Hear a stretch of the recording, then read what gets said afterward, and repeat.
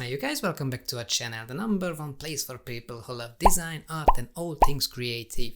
My name is Laszlo, you are watching Dancier and Balog's channel, and in this video I wanna show you 4 little known secret Adobe Illustrator tips for beginners, hopefully under 10 minutes. That's the goal anyway, we might go over 10 minutes, but not by much, I promise. Lately I've been bombarding you with more theoretical videos about art and design, the future of the creative industries, career options and all that, and I feel like we haven't pulled our sleeves up for a good old-fashioned design tutorial video for a while. So let's not waste any more time, let's get into position, open up Illustrator, and let's get straight to my 4 Adobe Illustrator effects you might not know. Okay, the first thing I want to show you is the pucker and bloat effect. So I have Adobe Illustrator open with a couple artboards, and to start out I'm gonna draw out some perfect basic shapes with the rectangle and the ellipse tool.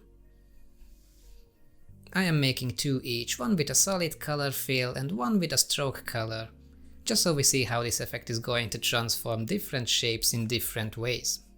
Select them all, and now we go to Effect, Distort and Pucker and Bloat. Tick Preview as well. Now let's have a play. If you start bloating your shapes, it will give you these organic looking 4-sided curvy shapes, just like that. And if you push it to the extreme, it starts to become some mandala-like kaleidoscope craziness with some straight lines thrown into the middle. Now let's do the opposite. First of all, a little puckering creates these simple sparkle shapes if you ever needed to create one of those.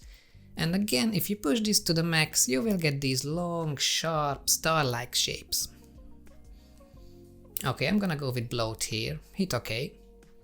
Now, it's important to know that for now, this is just an effect on top of your basic shape. Here in the Appearance panel, you can click them on or off if you click on this eye here. Oh, and if you don't have the Appearance panel open, you can open it by going to View, then click Appearance. If you want to change the intensity of your effect, you can do that by clicking on the effect here, or you can bin the effect altogether if you changed your mind about it. Now, if you want to turn your effect into the actual shape, you should go to Object and then Expand Appearance. And just like that, now all these points and paths have formed the actual shape, which you can click on and edit further if you like. Now this is a very handy tool if you wanna create some circular, mandala-like shapes, so feel free to have a play around with this tool, combine a couple shapes together, and you will be able to design, I don't know, snowflakes, spider webs, all kind of crazy things. Now the second effect on my list is the Simplify Path tool. To show what this does, I'm gonna use the same square and circle shapes. Let's just go ahead and delete all the effects we have put on top of them. Okay, select them both and now go Object, Path and Simplify. What we wanna play with here is the curve precision. See, when it's set to 100%, nothing changes, so let's hit preview, then start bringing this side scroll down a little. As you can see, the more you pull it away from 100, the more irregularities the program is introducing to your shapes and their line paths. As you can probably already tell, this effect looks much more prominent with straight angled shapes. One thing I like to use this function for is to modify simple text. I'll show you how. Type out a word or a phrase using a simple sans serif font. I'm just gonna type Dancier and Balog and leave the font on the basic Myriad Pro font. Okay, let's blow it up big and turn it into grey, because branding. Now let's turn the type into shapes by a right click, then create outlines. There you go, now it's a shape. Now go Object, Path and Simplify again, and what I like to do here is push it to around 80 or so %, like that, to get this imperfect, somewhat handmade looking type, just like that. This is a very handy tool if you wanna use Illustrator's basic shapes, but you don't want people to know that they are just basic shapes, right? By turning perfect shapes into something a little bit more organic, you can easily create, I don't know, pebbles on a beach for a digital illustration out of circles, or yeah, mess up a perfectly simple font and create something that feels a bit more handmade, yeah? Okay, my tip number 3 is using the Blend tool for shapes. For this I'm gonna draw out a big perfect circle with no color fill and let's put the line weight to, I don't know, 16 points? Then let's draw another shape within this one. I don't know, just a little square, like that. Now let's align them to each other by selecting them both, Then click on the square and go align horizontally as well as vertically. Yeah, just like that.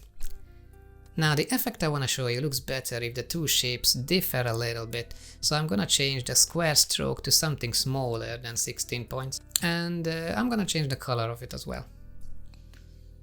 Now select both, then go Object, Blend and Make. By default you will get a perfect seamless blend, something similar to this, but that's not what I want. So select both again and go back to Object, Blend, and now click on Blend Options. Here I change the spacing to specified steps, which basically tells the program how many steps I wanna see in between my two shapes. It's crazy high right now, hence all we see is a color gradient. So to see my actual magic trick, let's put this down to 20. Hit preview, and now as you can see, Illustrator has built you the 20 steps it takes to morph my gray circle onto a blue square. Let's put it down to 10 so you get a more obvious view of this. If you put it down to 1, you will see the perfect in-between stage of your two objects.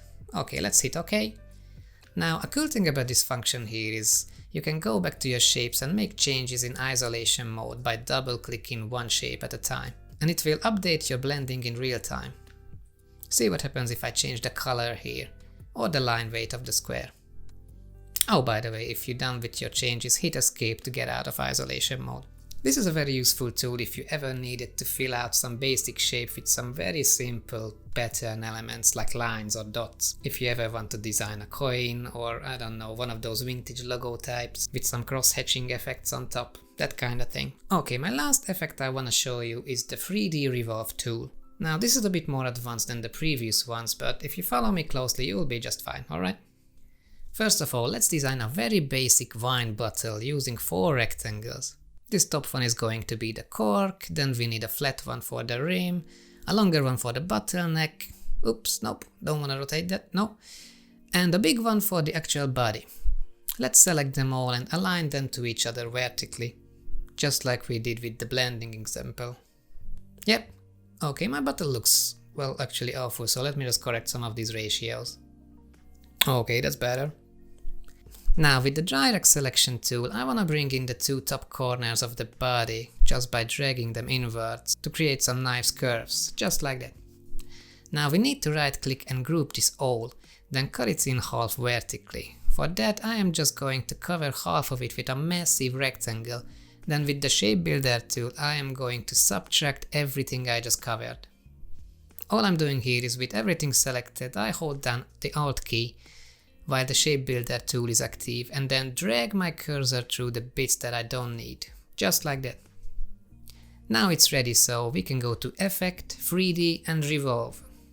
First you want to change this to revolve from the right edge instead of the left. Make sure your preview is ticked, and that's basically it. Now just like we did with the previous effects, you can turn this 3D view on and off here, and in the meantime make some changes to your shape. Like again with the shape builder, I'm going to unite the bottle body and the neck to get a more seamless curve, just like that. Here if you want you can go in with the direct selection tool and add some curves to your angles just by modifying the corner points. Let's smooth out this one between the neck and the body for example, just to make it a bit more organic looking. Cool!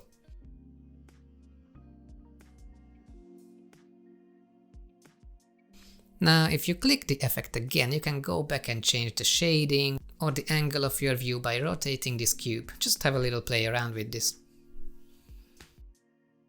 Now I'm not gonna lie to you, I don't think this function is very practical because it's quite limiting in terms of what it can actually do. Like there's no way to save out your object in a 3D format for example. At least not without installing 15 different Adobe Illustrator plugins which may or may not work. So if you're serious about 3D design, you should look at other software because there are so many better options out there. Still, I wanted to show you this one because I think it's a very good gateway tool to start thinking in terms of 3D design. It's relatively easy to use if you have never done stuff like this before.